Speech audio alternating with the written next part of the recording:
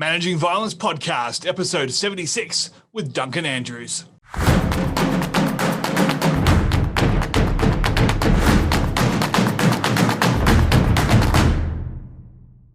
Hello, ladies and gentlemen. Welcome again to the Managing Violence Podcast. My guest today is Mr. Duncan Andrews. He's well known in the UK martial arts scene as a use of force and situational scenario training expert. He has trained police, military, and various other private groups as well. He has a background in the military as well as in elite level policing, riot control, football hooligan control. He's got a pretty interesting background, and he is an absolute savage. Loves a good riot, as he says in the training. Reminisces fondly of the days when you could take police officers to train and throw firebombs and bricks at them all day. Pretty amazing, fun stories there as well. But what I really love about Duncan's approach to what he does now with the civilian sector and with the general self-defense sector is that his scenario training doesn't just stop at the incident. It doesn't just stop with the fight. His his situations go right through to being interrogated by police, being put on the stand in front of a live barrister, actually dealing with those post-incident considerations that we often just give lip service to because, quite frankly, most instructors, myself included, don't have the skill set to be able to interrogate someone like a police officer or to be able to grill someone like a trained barrister would. So there's amazing value in what Duncan teaches, and I don't know of anyone else on the planet who does situational scenario training, the level of detail that Duncan does. So I know there'll be a lot of value in this for you as well as some fun stories. If English is not your first language, you may want to slow this one down. I've had this feedback a few times with some of my British guests. Duncan has a fairly strong English accent, so you may have to slow it down to capture what he says, but it is worth the effort, I promise you that. All right, I'm not going to ramble too much longer. Make sure you pick up a copy of my book, Neon Jungle, A Bouncer's True Tales of Lessons, Laughs, and Lacerations, available on Amazon right now. If you want to get bonus content from this episode and every other episode, go to patreon.com/managingviolence. And if you want to buy me a coffee, go to buymeacoffee.com/JoeMVP. That's it for me. Here is Duncan Andrews. All right, everybody, I'm here on the Managing Violence podcast, joined by Mr. Duncan Andrews from the UK. Duncan, thanks for joining us. No problem. Thanks for inviting me on. But you come highly recommended from the one and only Mr. Russ Jarmisty, who I interviewed way back in season 2. Russ told me this guy's legit. You need to talk to him. That was maybe 6 months ago. And I saw something you were doing recently, and I thought that's a good enough reason to call you up and get you on the show. But for those that know nothing about you, I'm just going to read out some of the high points of your career, just to establish. Thank you. So look, we're going to dive deep in this because there's nearly 40 years of activity here that we can pull upon. But so you joined the British Army in 1983. You served in the Grenadier Guards. For non-English folk, fluffy hats. Right, but bearskins, please, fluffy hats. Yeah, bearskins. But we're full-blown infantry regiment. That was a double role we had. Yeah, full-blown infantry regiment. You retained the rank of sergeant there. Transitioned into the Metropolitan Police Service in '93. Served in the robbery squad. You went into first response teams. Got into public order training, doing stadium-based training, football-related disorder training. There's a ton more stuff on use of force and officer safety training that you did along the way. Numerous high-level commendations for bravery. I finally retired from the police in 2018 and set up Situational Solutions, a training company specializing in multi-environment awareness and self-protection training. So that's something we're going to unpack because I know you're very, very passionate about good situational awareness and good scenario-based training. So we're going to get there. But right now, what I love about what you do, and I'm going to go right back to the beginning in a second, but what I love about it is what you're offering now is use of force training for martial arts and reality-based practitioners, incorporating in-depth legislation presentation, multifaceted scenario training, culminating in police and court procedures, which includes undergoing a police interview and being in the dock facing a live barrister. How good is that? Yeah. Yeah, it's brilliant. That's 37 years in a nutshell. Yeah. It was. Let's start at the beginning, mate. So, how do you end up in the army? How do you tell us a little bit about that experience? So, when I left school, I started working for the electricity board, which is good. I was doing all different different roles in relation to that. But I got bored with it. You know what I mean? Bored with it. And a few of my pals at school left and joined the army as young boy soldiers and bits and pieces. So when I was an adult, I think it was just before I was 18, which is before I was 18, I was in class as an adult entry because I'm over the age of 16. I went down the careers office, went down, signed up, wanted to do it. Elected to go in the Guards, and I did. Then I went to Purbright in Surrey, 6 months basic training, longest basic training in the British Army. Did that. The Guards, for those who don't know, and British Army people listening to this, ex-army will probably help me say this, but the Guards are like an army within the army. The training's harder, it's better, the standards are better, everything's a lot better, you know. It's got its own sort of course centre and everything. But like, in fact, they're both the parachute regiment and the Guards combined to run courses together now. So they're two really good elite sort of regiments. Then I got promoted, went up through the ranks, and as a result of going through the ranks, you end up being in control of soldiers, and part of your remit of being in control of soldiers is you train them. So I was responsible for training them all sorts of military skills, everything from target recognition and through to sort of a little bit of unarmed bayonet fighting and all that sort of stuff. Then I went around the globe, and I think I was just come back from Botswana, and I decided to leave. So I applied to join the Met. Got in, obviously. From there, I then did my basic training and went out to Plaistow in East London, which was the best borough to be on at the time, I think, which still is, because everything that could go wrong in London, they had. I was in International Airport, out the docks, I had football ground, like Premier League football ground, on Division 1 as it was then, nightclubs, fast roads, I had the Thames runs through it. It's just multi-ethnic. It was just everything there that could possibly go wrong, they had in London itself. So from there, I went to the territorial support group like the Riot Squad. I was there for 7 years, I think, and sort of honed my skills, public order there. Then I applied to become a public order instructor at the Metropolitan Police Specialist Training Centre. Like I say, it's the public order and the firearms training takes place. Lucky enough to be selected for that. Went through a course, and the course was quite arduous, massive attrition rate. Got through that, and as a result of that, I was heavily involved in, my service, cut my teeth in that. Then I was heavily involved in the unarmed side of stuff, officer safety as we call it. So I did all the rapid intervention teams and all the takeout squads and all that sort of stuff. Got involved a lot with that, and the forward intelligence teams, the evidence governance teams, do bespoke packages for all of them. And as a result of that, I wanted the officer safety training. This is my big bugbear of the police's officer safety training, not just the Met, the police in the whole. It's not realistic enough. When you train just the officers, it's all on super compliant people, because, like I always say, the police will not get sued because their training is not fit for purpose. They will get sued internally that they got injured during training, and that therein lies a huge problem. And a lot of us want to get rough and ready. So then I sort of started travelling around the world, around the country. I sort of went to Croatia, I've been to America. Kelly McCann, if you know Kelly McCann, trained with him a few times. The boys from Coda, which we'll allude to later on. And then I was on holiday and I met Russ Jarmstead, who you mentioned earlier. Now, I saw his stuff on Facebook, I think it was, and I got in contact with him. He said, yeah, come up and train with us. So I didn't tell him who I was at the time. So I turned up, get there the night before, because it was a bit of a hike from where I used to live. Met him in a pub, and I said, he was chatting. I said, like, here I am. I gave him my business card with police written on it, but he sort of just went, sort of quite silent. And then we said, right, you either want to shut us down, or you got what you got. I said, look, if you want me to go now, I'm here for what you've got. And I'll tell you. And we sort of hit it off straight away, me and him. We've got the same mindset on everything, all that sort of stuff. The way people should be dealt with, that are bad guys and that. And then, and I've been with him ever since. And I honestly, Russ's stuff is everything from getting nice and close without touching you, disarm them with a smile and words, to fold them up in a funny shape and put you in intense pain but leave no marks, or just totally annihilate you. And his stuff is from that to the end product, from nothing to everything, and everything in between that. And it's just superb. And I've not met anybody in my travels researching this stuff that has that skill set. Everybody's either kill, mash and destroy, or softly.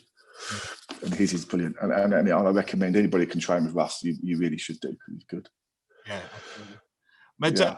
I know you competed in judo a little bit. What was your martial arts background? Did you start training before you went into the service? Or was it something you picked up? How'd that work? I did a bit of boxing when I was a kid, but since I was allergic to it, I broke out in lumps and bumps. So I wasn't particularly good. I was a big gangly teenager. I'm 6'6", and it wasn't good. It wasn't for me. Then when I was in the military, we did military type stuff, which I really liked because it's realistic. It's stuff. It was from the Fairburn days. That was all sort of the remnants of that. And there's other people who did martial arts. We should just play about it, really, and that's the best way to learn, I found. And I really left it at that. It wasn't until I got into the police that things became apparent that you've got to be good on the street. Most people won't. I'm lucky. I'm like I say, I'm quite tall. I'm about 18.5 stone, so I've got that presence about me. So after time, it didn't really kick off, but when it did, it kicked off. So you got to be, you got to grab hold of someone and sort them out. With the police, you can't really go around punch. You can, but you can't really punch people straight away. You got to sort of let them sort of almost go first before you can do that. And it's more grabby type stuff. You want to restrain them because you've got to write up all their injuries and stuff. So I got involved sort of in reality stuff there, and especially when I got to Gravesend, to the public order site, I got involved in judo a lot, and I fell in love. And there was a guy there, Colin Watson, who was combined service champion years ago, and he was mustard. So pretty much every day I was playing judo with him, and he was teaching me and all that stuff. And there's a couple of other really good guys there. So then I ended up getting in the Met Police team, and just I think I won a silver and a bronze medal over the tournaments I went to. That was good. I enjoyed that. But the reality-based stuff was good to get all the guys up fit for purpose, and that's what he wanted to do. But then we met stone walls because some of the management boards and people that had the power of the pen to sign it off weren't happy with what we were doing, so we didn't get a lot of it through, But I used to I can say it now, I used to sneak stuff in for the bespoke packages without them knowing. So I'd go up to this, and a big bugbear of mine was, they said, we've got to do this. I said, why don't we meet the needs of the students? Let's ask them what they want. What have they faced? What's their current threat level?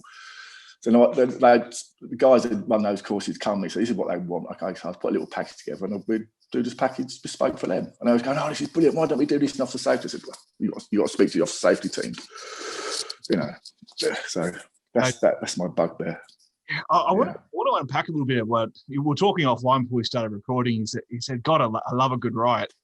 Spent a lot of time in riots and a lot of time training for riots, a lot of training other units for riot control. You talked about doing some plainclothes infiltration, going and taking out ringleaders or groups and so on. In the moment, sort of when they're getting ready to launch the protest. Tell us a little bit about how you actually prepare a team to engage. Right now, all around the world, we're seeing civil unrest. We're seeing mass demonstrations, potentially turning violent. And I think a lot of people have some sort of apprehension about getting caught up in that, whether it's their job or whether they're just wrong place, wrong time. How do you go about preparing officers for being able to deal with something like that? Okay, so obviously everything we do boils down to training. Sorry about this. And the guys that were selected to do the takeout teams, the Hornet teams as they were already on the territorial support group. So they're kind of sort of rough and ready bunch straight away. And they've got a particular skill set that is above the average cop in relation to that. They still have cops, but they've got this different skill set. So they'd be the ones selected to go and do that. So you've got working with a good product straight away. You haven't got this raw product to work straight away. And then you go through the training, you go through the techniques, first of all, show them to start off slowly, then they'd sort of practice on each other. Then you could ramp up the level of resistance as you would to sort of grab hold of people. They'd practice that, as long as it took to get it sorted out. Then we would have other officers to come down, part of the teams, and they'd act as a crowd. So they put wild clothes on. A lot of our staff would act as crowd as well to get taken out. So there'd be big crowd marching around, and the ringleader would be selected, targeted in there. It'd be one of our guys, and then they'd be sort of secreted somewhere in and around or on the route, and then they'd just rush through, take the guy out, and then take him off before he sort of knew what's happening. Because in the crowd you can get away with a lot of stuff because you can't, because it's, unless you're in that immediate vicinity, you don't know what's going on. So they was trained to get through crowds as well, certain crowd entry techniques and bits and pieces like that. Then, or if they were obviously they'd have covert teams following these people. They'd be put into position, all on the earpiece, put into position, and they'd go and whip the bloke out, get rid of him. All the police baseball caps would come out, so they know that they're the cops and that with their seat. They'd all carry their warrant card and stuff. And I'd just nick them, scoot them off, and then in the nearby in the location there'd be uniformed officers, sort of secreted nearby or in vehicles. So as the Hornet team did their job, the uniformed officers could then burst in because they've done the capture. They would then burst in, seal the area off to stop the other protesters trying to get rid of, try and reclaim their person, should we say? And then they just extract them that way. So it was a multi-headed approach, but that was the nature of the job, and we had the resources to do it. How did you go about preparing mentally for the chaos of a riot? It's not exactly a sterile situation. Things are going to be adapting, changing, moving on the go. No. How do you mentally prepare? No. Right, so within the Met, there's 3 levels of public order trained officers. So it's level 3, which are your basic beat duty officers, the guys and girls that are doing the hard work, the hard end, the real police officers, not these people sat away in offices. They're the people doing that. And they'll be out in the street and they'll be putting in cordons in sterile areas to stop people coming through or diverting people into better areas to keep areas clear. Then they can volunteer to become what was level 2 trained. So they get all their protective equipment, all their flameproof overalls, etc. Then they'll come down to a 2-day package where they learn everything from foot control to working with dogs, working with mounted bikes, and then there's 2 days of that. And then at the end of each day, there's a full-on riot: petrol bombs, bricks, opposed entries, everything. And then the second day they do the more continuation training, more specialist type training. Like I say, they do the violent man scenarios where they come in and try and nick you and stuff like that. And then they do another riot, and that'll be the end of their 2 days.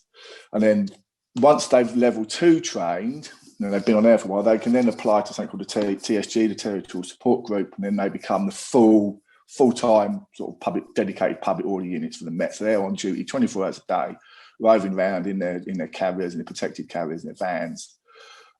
If anything happens instantly, they're the straight first reserve to get there before they do a forced mobilisation and call everybody out, as is what happened with the 2011 riots in London. So with that, because they're trained, and the level 1 guys come down once every 4 weeks, the level 2s come once every year, or they can come and do specialist packages bolted on every 6 months or so.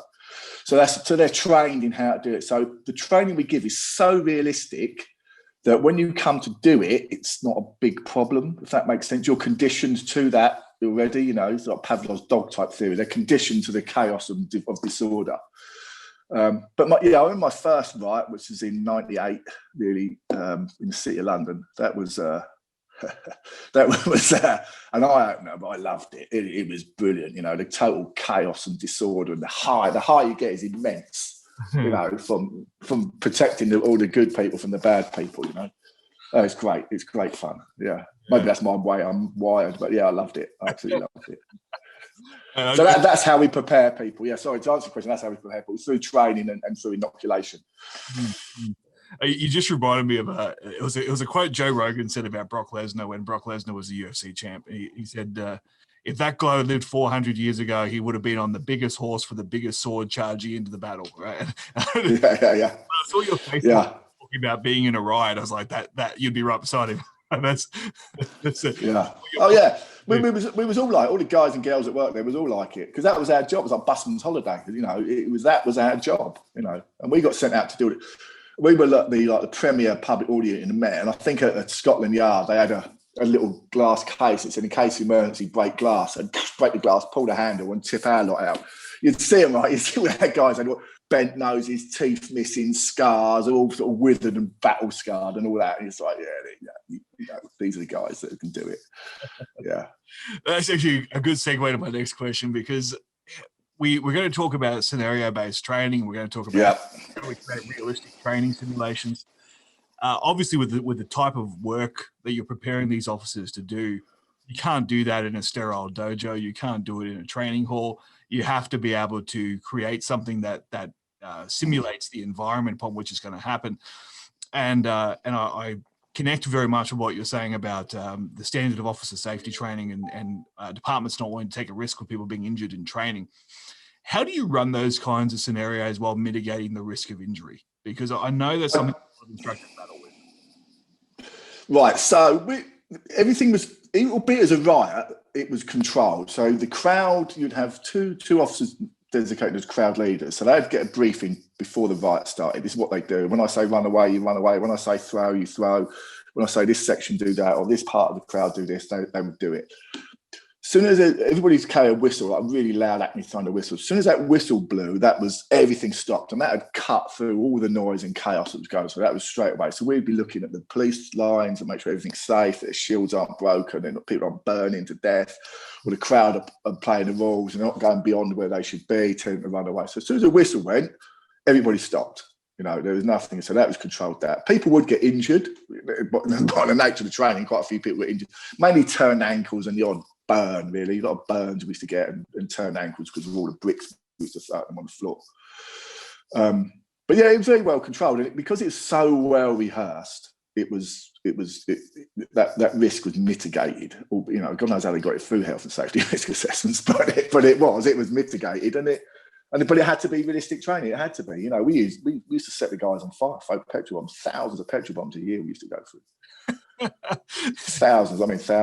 You're the first person I've talked to that's had a petrol bomb budget, I think. I mean, yeah. Well, do you know what, Joe? We used to get empty milk bottles delivered to us on pallets, thousands of these bottles, and we used to make it's like 24 crates of these every day to throw at these guys. So you'd put a third of a pint of petrol, you'd make all the wicks up, stick them in. That was the start of that day. Making up petrol bombs for 14 years I did that. Made petrol bombs every day. So yeah. I'm not sure if it makes me a kind of damaged person to think that sounds like an amazing job, but it was. It's better than Top Gear. It really was. It was absolutely fantastic. Just before I left, I went back down there and I took Russ with me. I said, "Come on, I'll get you down there." I took Russ, another pal of mine, and he loved it. We set him on fire. I got him dressed up. I was like, "Ugh." We lit him right up. It's like, "Whoa!" So yeah. And I took him out and watched the ride. He loved it. It was brilliant. It was a great place to work. Brilliant. Every day, Joe, I used to ache with laughter. It was such a good bunch of people to work with. Your ribs hurt from you laughing so much. Yeah. When we finish this, I'll tell you a great story. It's not for public consumption, yeah. No. Good to know. But let's talk a little bit about what you're doing now. So you haven't. So you left the police in 2018. So you've been a free man for a couple of years. Yeah. You've set up situational solutions. What was the gap that you felt like you needed to fill with situational? What did you see the people were missing? Right. I used to try. I used to have a business interest at the time. If you do outside work, you have a business interest in the police to make sure it's compatible with your work. And I ended up working for a company out in Germany, which I still work for, called Serious Facilities. And they run all business parks and asylum centres and all that sort of stuff. So I was approached to run some situational awareness training for them because it's predominantly women who go around and stuff. So I did that. So I did all my training effectively comprises of a presentation on the subject matter, whatever it may well be. Then we go out and do it for real. Now, when people talk about situational awareness and that, and what they go through, what the Cooper colour codes, and they'll sort of go from, it's white and black surrounded by the sunset, sandwiched with the sunset colours in between. So, and then that's it. But do you go out and do it? Do you actually talk about it? Do you actually go out? We go out. We go in pubs. We're doing shopping centres. We go out on the streets. We secrete people around. We're looking for it because I've done surveillance training as well. So, how to look at someone without them looking at you, all that sort of stuff. So I've incorporated all that in my training. I don't know anybody else that does that. They talk about it, but they don't do it. They don't practice it. So I do that, and I do a little bit of like get off stuff for the women, like edge hands and chin jabs and stuff, that a bit of DNA collection on the nails and the rings and all that's going to help identify their attacker. So that's that. So the thing is, people talk about it, but then they don't do it. So that's what I saw. And the reason this use of force came about, a pal of mine, a really good friend of mine, Dave, he's a barrister, he's a police officer barrister. We used to go, we had vested interest in all this martial arts and reality stuff. We used to go to all these seminars and bits and pieces, and people would be like, overkill. You're going to get nicked, mate. You're in serious trouble of causing someone harm when you've gone over the mark. So we'd speak to people and I go, oh, right, okay. And as a result of that, we sort of got our heads together and come up with this use of force stuff. Now, there's a guy called Eddie Quinn. I never heard of him. He's quite a well-known, respected martial artist in here. Dave and I started training with him 2010, 2011, something like that. And the same thing. We said, you got to be careful. And as a result, Eddie himself said he's changed his training. And I do, for every course Eddie runs now, I will do a bespoke use of force for his students. And he was the first one really to get that out there. And so he was ahead of the game really with that, Eddie. And then he has, the fast defense guys with the big bullet helmets and all that sort of stuff. So his final part of the course is you go against the bullet men and they set up some scenarios on mats and you just basically test your skills if your skill set's up there. But they were just like getting in your face. I thought, this is good training and all that, and you can hit them quite hard. But there was no other scenarios. It's all in your face scenarios. There's no little niggly bits and pieces like stuff that I've dealt with on the street and all that, and where people kick off and ego control and all this sort of stuff. So that's how that came about. And then we was chatting one day on the way back. We said, we'll get the police interview bit sorted out. They're sort of doing some mini scenarios themselves, but we'll do the police interview and the court appearance. So we watched all the scenarios go through and was making notes and all that. And there's one guy, he was the last guy on, and he's quite a respected guy, actually. I won't give you his name to save his blushes. He came on and you could see him wound himself up. He's out of the way. He's not seeing what's going on. They're all shut away. His fists are squeezing. You can see he's properly up for it. So when the guys comes out, gives him a bit of dialogue, and he goes to town on this fella, really overcooks it. He's wound himself up in his own head, He's really overcooking it all that, but he's a man. Right, so they go away, sort of have a chat about it, and then we said, right, out he come. We called him out, and sat him down, and went for an interview, and we just grilled him. We grilled him, and then at the end of that, and his colour was out of his face and everything. And we said, how was that? He goes, that was the worst experience of my life. That is the worst experience of my life. And when I speak to people now, I say, who's been to court? Who's ever been grilled by a barrister? And they're like, yeah, mate, it was horrific. And I equate it to this, Joe. They're like Jedi masters fighting a quadriplegic, but with words. They are fantastic people. They've spent years. You go up against a crusty old barrister. They've been doing it for years. They've honed their skills, and they will pull your arms and legs off in front of you, and you've got nothing to do with it. Even if you're telling the truth, they'll still make it. You think come out there thinking, am I lying? I mean, they are masterful at it. So we've got that now. So as a result, that's no one else. I don't think anybody else does that sort of training because that's not on the market. I've never. No. That was the thing that really stood out to me about what you're doing. I mean, you can do the fun physical stuff, and you can kill rooms, and you can bring vehicles in. You can do all sorts of cool stuff that is in the moment. But I'll tell you what, from my career, just bouncing, the thing that I was not prepared for the most. I was a martial artist. I was a big kid. I was 6'3", 120 kilos. So I was, physically I was all right. I could speak all right. I got better with the violence as I got more experience with it. But the first time I went to court, I was 19 years old as a witness. Oh, yeah. Just as a witness. But the kid that was on charges was a law student, and his old man was a barrister, and he had a very good barrister defending him. And man, I felt like I was wearing no pants. Like I felt I was just completely and utterly exposed because they were pulling everything apart of my story. And I was telling the truth, right? I know. Yeah. I'm not even defending myself here. And I feel like I'm under attack. They're trying to destroy my credibility. And I'm trying so hard not to bite back because I know they were trying to make me seem like I was a loose cannon and I'd instigated all this. And this is why they reacted the way he had. I managed to restrain myself. But afterwards, I was shaking, full of adrenaline from just the barrister, and I came out of that, and thankfully I had some very good arresting officers with me that basically said, "No, you did a good job," and they sort of coached me up a little bit about what to expect, as much as probably more than they were allowed to be honest. But I think they knew I was a kid that was completely out of his depth, wearing his probably a secondhand suit from somewhere. So with that in mind, mate, that was a massive gap in my training, and I never filled it. I just got more experienced. I went to court 3, 4, 5 times, But even just that police interview thing that you're telling about, like the immediate aftermath. And I've told this story before, but I had an incident where we're outside a club, things got a bit sideways, and I ended up grabbing a bloke in a rear naked choke standing up, and the police arrived just as he started to go out, and they've yelled out, drop him, and unfortunately I dropped him. Because I was like, oh shit, okay. But yeah, come on, make him, yeah. Of course, he just passed out, so he smacked the ground, and like my life passed before my eyes because I thought, I just killed him. And anyway, we were invited to make a statement after work. It was pretty clear that I was making a statement after work, whether I liked it or not, but I was invited down. Yeah. And previously, like I'd made a few statements already by that time. Previously, like I was never a guy that said I need to go get legal representation first. I'm not just okay down and tell you what I saw, and it's never been a problem. And I knew nothing about how this kid had ended up. Right, he'd smacked his head. He was bleeding a bit from the head. Didn't look too bad, but you don't really know. And they sort of whisked him away. And I was with the police when he left, or when he was taken away. I had no idea what his condition was. And I'm giving this statement, and I'm sort of walking through the chain of events.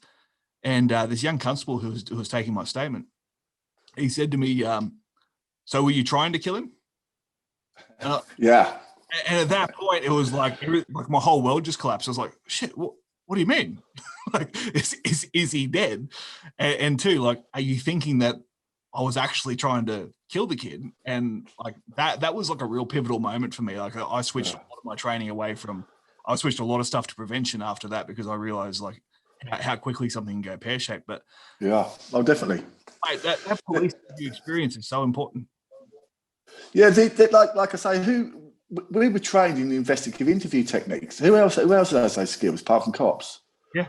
You know, so when I do the scenario training, we haven't really touched on it. When we do scenario training, at the end of it, I'll quiz them. I don't do like a full interview. I quiz them, and they don't like it. I'm not being horrible. They don't like having their, and you know, I won't tell them if they've done right or wrong. I'll just quiz them about it, and they're like, and it's unnerving, isn't it? And that's your first thing that's going to happen. That's going to happen to you on the street. You're going to get quizzed, and if you get nicked, then you're going to get the whole interview. You're going to have that. To maintain the shot of capture, you're going to be in a cell for hours and all that sort of stuff, and you're dealing with all the noise and all the chaos that goes on in custody. So, and if you are in the right, you're still on a sticky wicket because you know if your life can go one way or the other because it comes down to your initial training. Now, if you're overcooking it massively in the training, not getting pulled up for that, you're going to revert to type, and you're going to overcook it. And you're going to so when does your self-defense, as we look at, you know, I don't like the term that as a subject to be taught. You know, your defense, your protection of yourself using the law become self-defense into an revenge attack, and there's a fine line. Mm-hmm. And you step that fine line, you're in a sticky wicket because you'll be done for assault. Because you've overcooked it, and people think, "Oh yeah, absolutely, you've done really well there. You absolutely annihilated it." Yeah, you did good. You need those skills because there's sometimes you may well, hopefully you never will, unlikely you ever will, going to come up with some kind of psychopath. Unless you're on the doors, you're a cop or a soldier. Really, you know, you get the odd lunatic escaping, you know, mentally ill people. However, you overcook it in your training, you're going to do that in real life, my friend, and that's where your problem lies. So that's why this scenario training comes in massively, because I've developed this with Russ, and you know, his guys are ahead of it. The Mean Streets guys are ahead of it because we do a lot of it. You know, let's just spoke about Russ's stuff, right? First time I went up there, so I met him, got on with him. We turn up, we do some training, some techniques, and a little bit of a bit of work, you know, grabbing people and that stuff. And then you have a fight, a proper fight, right? You have a fight, and that's pretty much the way his training goes. And you don't get hit and it's fall over. You hit a pad and the bloke falls over after 6 hits or nothing. If you don't fall over, you don't fall over. If you fall over, you get knocked down. Yeah, that's the way it is. So it's really realistic, and that's the way you learn. You've got to train on pads, don't get me wrong, because you go full out all the time, you ain't going to last long, are you? You know, and I remember after that, one of his pals, Ben, who was unfortunately with us, we're good friends with Russ, really nice guy. He had a big scuff all down his head and all that. I said, "This is great, isn't it? Trouble is, you all got to go to work tomorrow." I mean, it's like Tyler Dervish out of Fight Club. He turned up with black eyes and that, Yeah. So so the training, that's why the scenario training we find is great, because it tests people. Sometimes I don't. Can I do my situations? Can I get the hell out of there? That's the Bruce Lee in it, fighting without fighting. To use his quote, that's the best fight to win. Because when I was in the army, we used to have little scuffles, should we say, here and there. I remember in the morning we was having breakfast. He said, "You know what? Win or lose, it still hurts." Well, yeah, he's right. It's true. And you don't want to get involved, because you don't want to get involved with the police, and especially now, Joe, as you know, just in the UK, I know it's just the same as in Australia. There's CCTV everywhere. You see all the stuff on YouTube, and people just get their phones out. They don't try to help anyone, just film it, don't they? And they stick it on YouTube within seconds. And also, like I say, with your recollection of what happened is different to what the video will say. Exactly. Because you get that the effect of adrenaline, the time slowing, you get that skewed vision. Sometimes your vision goes black and white. You get auditory exclusion. You get all of this because you're in a high stress environment. Yeah. So, and that's why scenario training is good. Yeah, sorry, because that puts you in that situation. Yeah, you just jogged a memory for me about your memory being different. I remember a separate occasion. I was in court again as a witness for the police, and some clown who's appealing his charge, and I swore black and blue that I wasn't involved in removing the guy from the club. I just came upon him later, and then they showed a video of him being walked out, and I was standing right behind the guy, and thankfully the camera was behind me, so I couldn't see my face. But I knew all the guys were on the team, and I was 100% sure that was me in front of it. And I had no recollection of having been there at all. And I'd sworn black and blue in all my statements. Yeah, I wasn't there.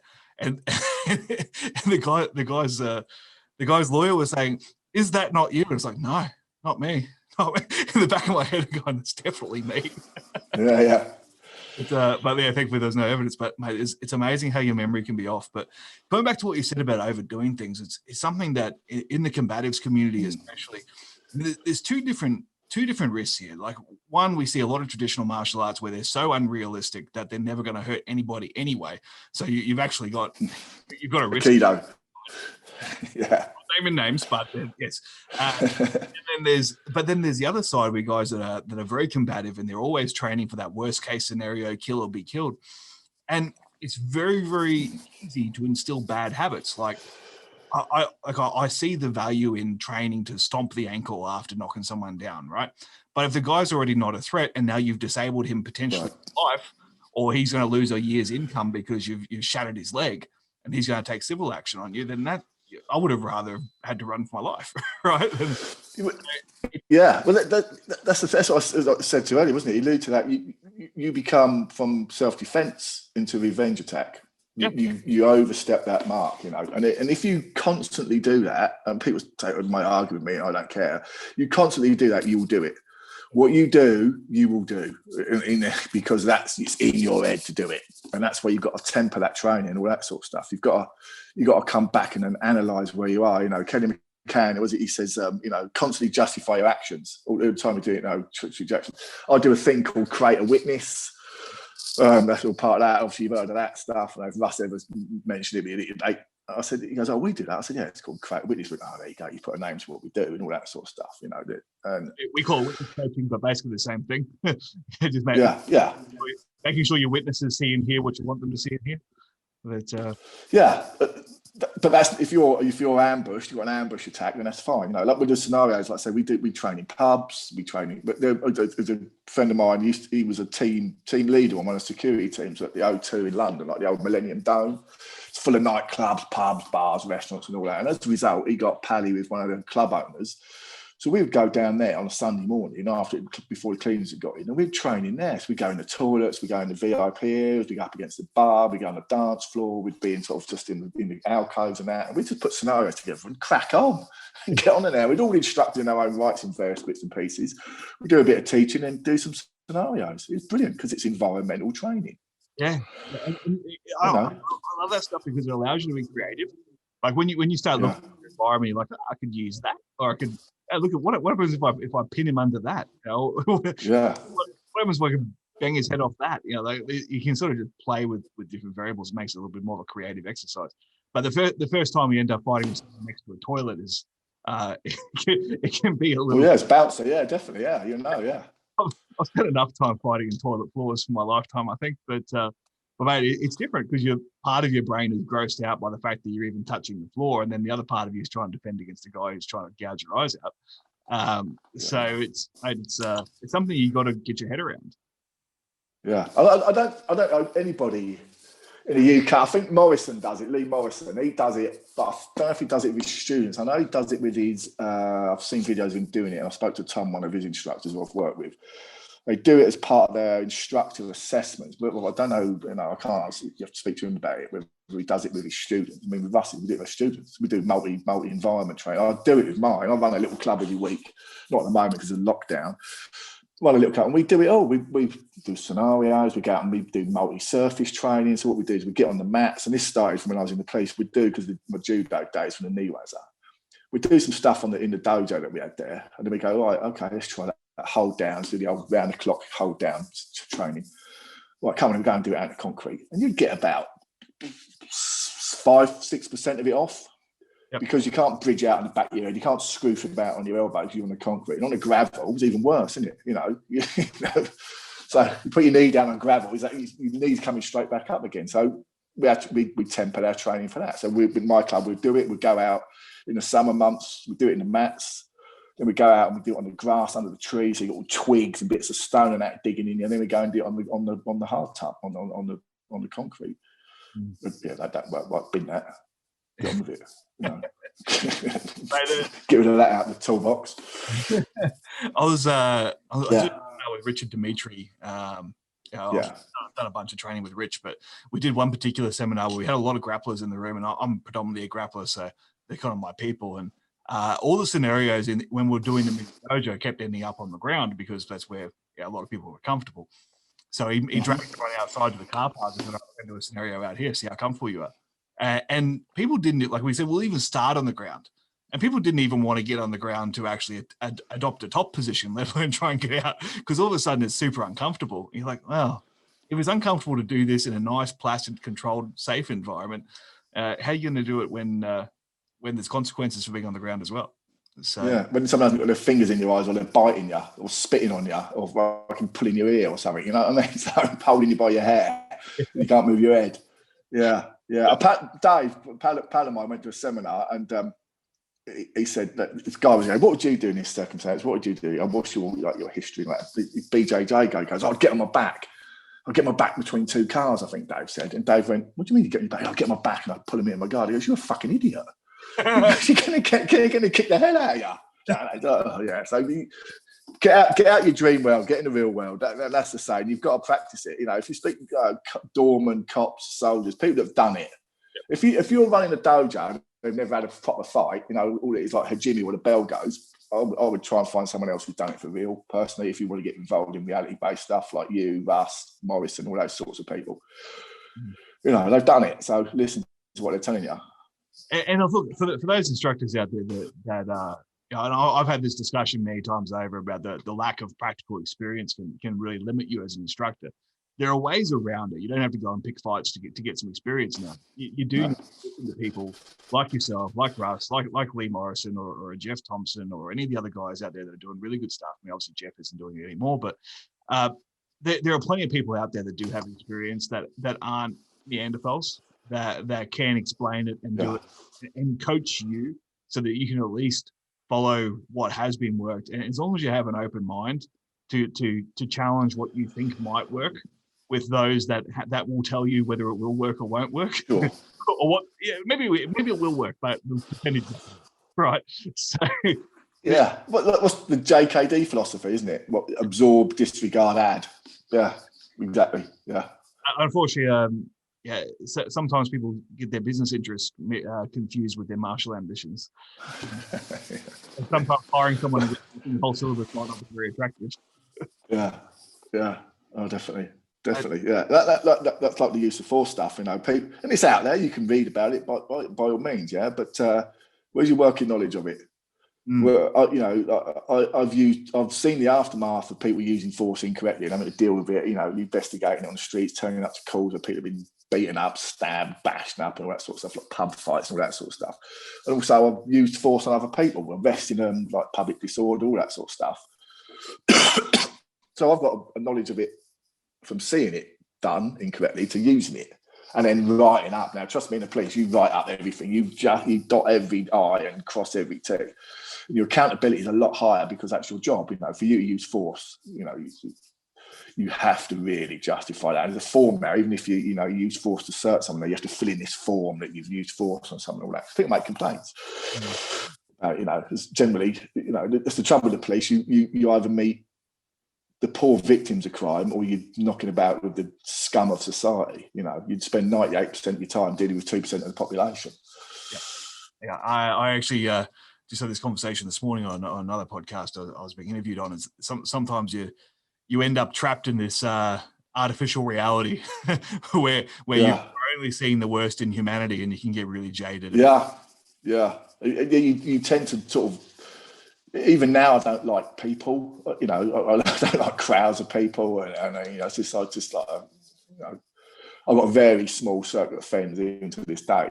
So last year, I interviewed an Australian guy named Sean O'Gorman, who's a ex-tactical police officer in Queensland, and we did an episode about PTSD because he'd left the service with PTSD and had a significant battle.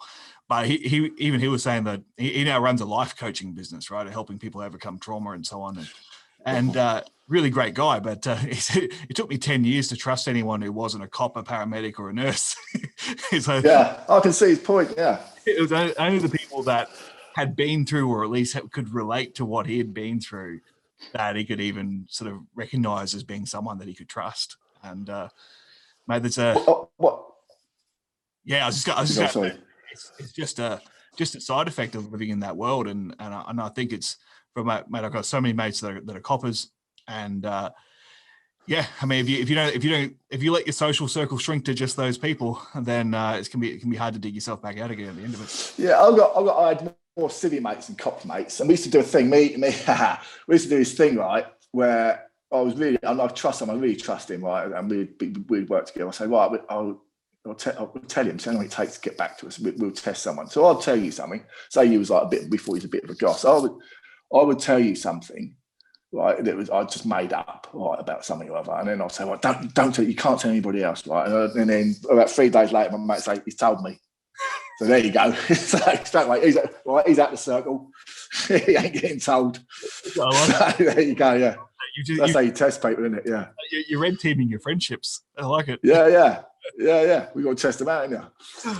See how it goes.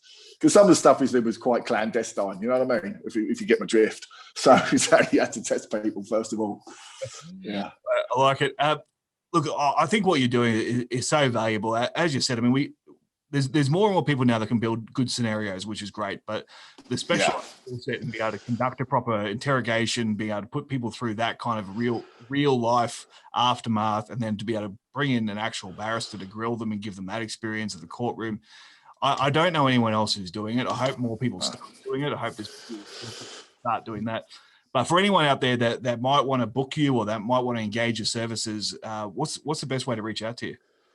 Well, I'm on Facebook, Duncan the Freak Andrews. That's my nickname, the Freak, right? Okay, so that's on there. And obviously, if you'll be mutual friend if they ping me up. My website's currently under development because I just want to get this up and I want to get it right first time. But they can contact me on Duncan@situationalsolutions.com. That's my email address, and that'll come straight through to me. And the website will be situationalsolutions.com. That eventually, the domains and everything's paid for, but the guy's currently sorting it all out for me at this current moment in time. So that's the best 2 ways to contact me, really.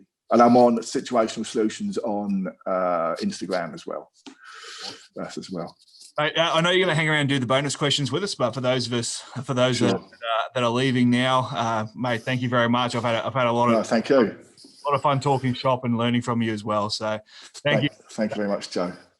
Just one thing before I go. A good friend of mine is having his dog put down today, so I'd like to dedicate this podcast to Dave Shorter and Holly, his dog. Lovely dog. It's a shame she's going. Yeah. Thoughts are with you. Thank you. Mate, thank you again, and we'll head on over and do the bonus questions. Super. Great stuff. Looking forward to it. Wow, what a great story. What a great insights from Duncan. He's a warrior, man. He is cut from the cloth of the Vikings of old.